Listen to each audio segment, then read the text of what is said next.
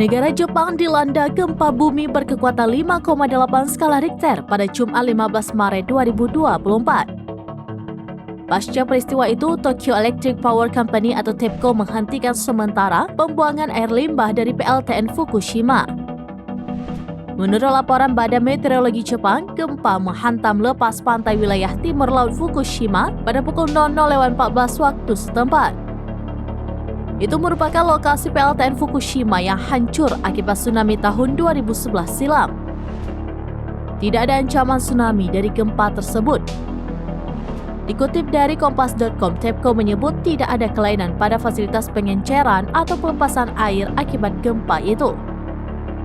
Namun untuk berjaga-jaga, pihaknya telah menangguhkan pengoperasian fasilitas. Penangguhan dilakukan sesuai dengan prosedur operasional yang telah ditetapkan sebelumnya. Otoritas pengawas nuklir Jepang juga langsung memberikan respon serupa. Ditegaskan tidak ada kelainan yang terdeteksi di PLTN Fukushima Daiichi yang hancur atau PLTN kembarannya Fukushima Daini.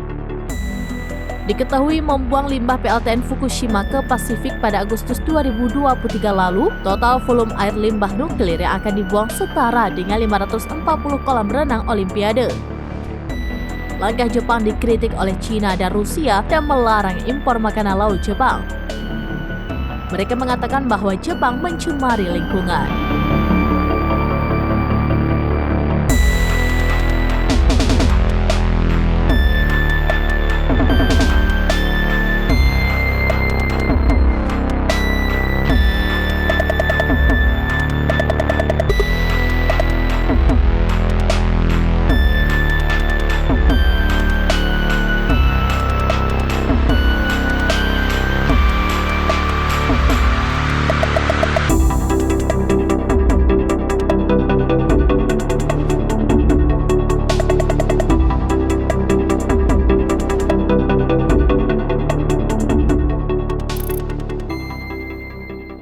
Download Tribun X sekarang, menghadirkan lokal menjadi Indonesia.